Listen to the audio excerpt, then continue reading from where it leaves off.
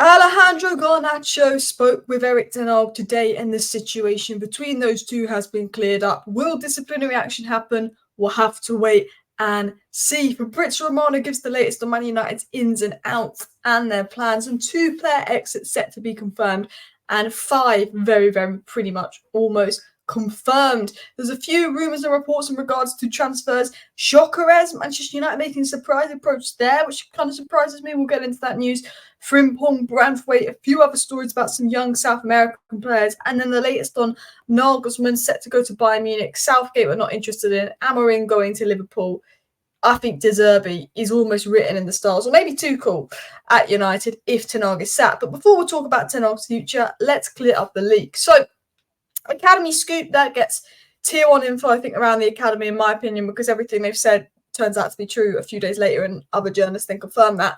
They've said a source close to Manchester United has privately described the situation surrounding Garnacho and liking social media posts regarding Ten Hag is totally over already. It's a complete non-issue. The club appreciates that Garnacho quickly unlikes the club and quickly unliked the post, and considers the matter dealt with. I mean, Garnacho unliked that post within about 30 minutes, so I think Garnacho probably in the heat of the moment after the match, 2-2 draw, bad game. He's a 19-year-old kid, likes that when he's reading it, and then he's like, oh crap, should probably unlike that, and unliked it right away. Or maybe he thought it was on his burner account and liked it. Do you know what I mean? You never know. But I think the fact that Garnacho unliked it right away, unlike Sancho, who left his statement out for a week, I mean, tells you everything you need to know. I think Garnacho unliked it before he's even spoken about. And I think because he's unliked it so quick, it's a bit of a non-issue. And I said that in my live stream when we reacted to it after the Bournemouth game. It was said that Garnacho didn't train on Fridays. He felt unwell. However, he wanted to play against Bournemouth, so he was given a chance, but was clearly affected, so was subbed off at half-time. And then obviously Anthony was going to play, but then they played Garnacho because he felt well enough to play. But he wasn't 100% Garnacho. He didn't look good. And I think maybe Garnacho had a reason and was upset that he was subbed off at half-time. But I actually don't blame Ten Hag for subbing Garnacho off at half-time. If he didn't train all week because he was ill, Garnacho wasn't having the best first half, and I think Garnacho's been our best winger this season, but he really was having a poor first half, and he's played a lot lately. I think taking Garnacho off and bringing Ahmad on, I don't think Ten Hag was wrong to do that. I think that, some players do get favouritism and stay on the pitch longer than they should, but I actually think if Garnacho was ill, and considering he just didn't look at it in that first half, and we know how good Garnacho is, he's been brilliant this season, I think, Ten Hag was fine to take him off.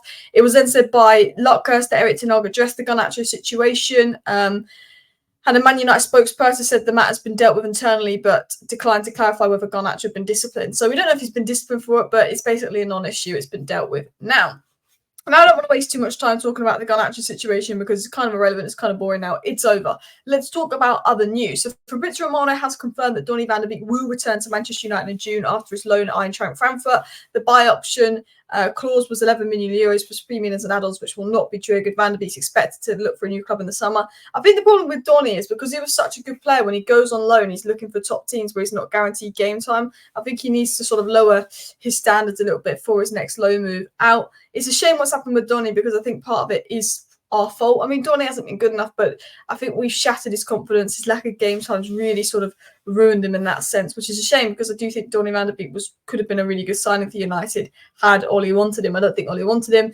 Romano then said, actually this was caught offside, that then said that Amrabat will return to Fiorentina. I think we've known that. He's not even being used. Even when Casemiro is putting him 1 out of 10s, Ten Hag isn't using Amrabat, which is weird because he begged for us to bring in Amrabat and told basically Mercer to ignore the scouts. Don't go for Fofana, go for Amrabat. He seems to be ignoring Amrabat, which is weird.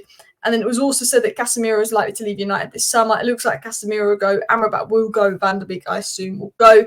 In terms of other outs, Fabrizio Romano did confirm that Anthony Martial will leave United at the end of the season. No doubt he will pick his favourite option of the next clubs interested in him. He's focused on recovering from injury. Romano has basically confirmed that Amrabat and, of course, Martial will leave. And I think we've known that. I think there's 4 or 5 players that will leave. It said that Casemiro is likely to leave. Donny's likely to leave. Sancho will probably go. INEOS are letting these players go. And INEOS are reportedly going to be brutal. We spoke about it in my video earlier today. If Rashford's unhappy, they'll let him go. If they can get an offer for Anthony, they'll let him go. Rashford, Anthony, Casemiro, Varane. None of the highest earners are safe. We spoke about that in my video earlier today. INEOS are ready to be brutal in terms of the clear out, make sure nobody's safe. In terms of ins, this was an interesting story. Now, this did come from a tier 2 source, not a tier 1 source, so take this with a pinch of salt. But I did want to read this out because this isn't the first time I linked to this player. and it said that Manchester United is showing an interest in sporting striker Victor Gyokeres. He's one who has stood out to the club's hierarchy, and it's understood INEOS are willing to push ahead with transfer plans if it means not missing out certain targets.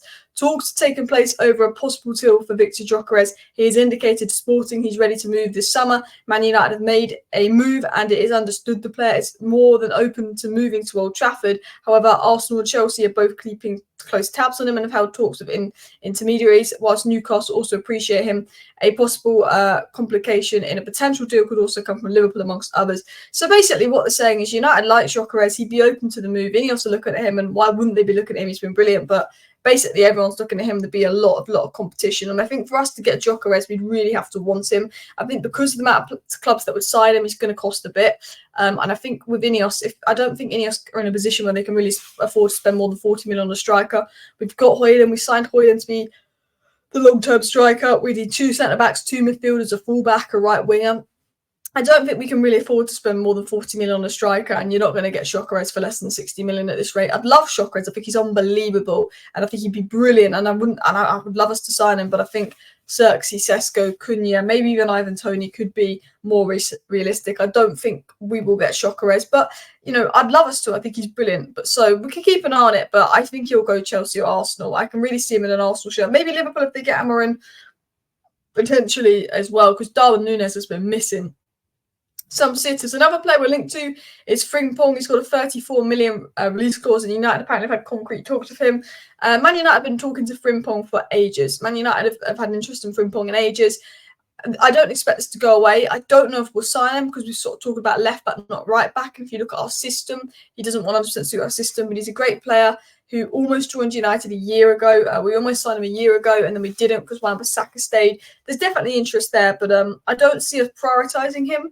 But I think it's definitely one to keep an eye on. But we might not even be in Europe next season because Chelsea have beaten Everton 4-0. I'm recording this at half time, and they're probably finished above us.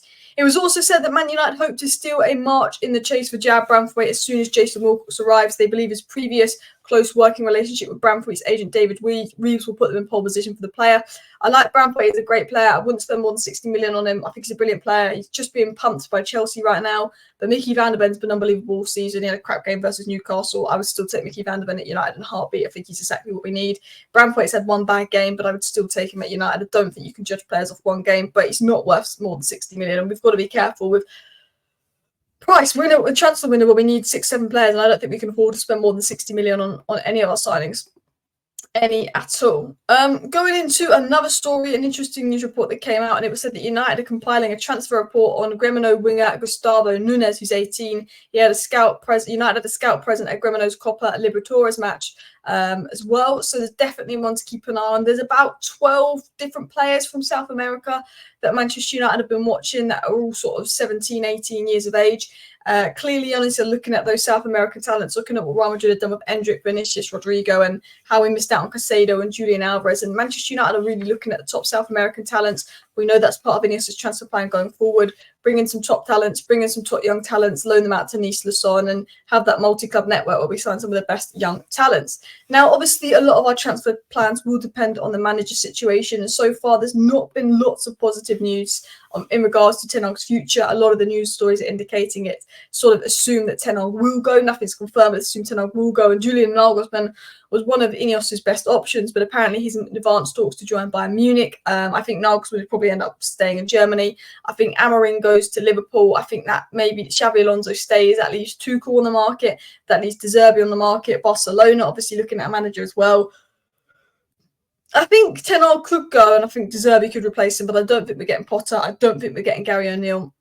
But I think from the sounds of it, Nagelsmann has been linked to Bayern a couple of times by other sources as well. So I probably wouldn't expect Manchester United to sign Nagelsmann. So that is just me rounding up basically all the news on United today. I think a lot of players will leave. I think INEOS are ready to let players out. They said even players that are unhappy can go. They're willing to listen to offers for Anthony and Rashford, according to some reports as well. Garnacho's situation seems like a bit of a nothing situation. That is good.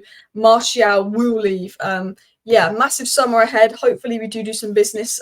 That's good. We sell well and we buy well. And Wilcox and Barada and Ashworth do make me a bit more confident ahead of this transfer window. But we will have to wait and see because it's United. But listen, I'm going to speak about this in more detail on my live stream tomorrow. So please do subscribe down below if you're new. Share the video, all of that stuff. I will be back tomorrow live at lunchtime to talk about this in more detail. Bye.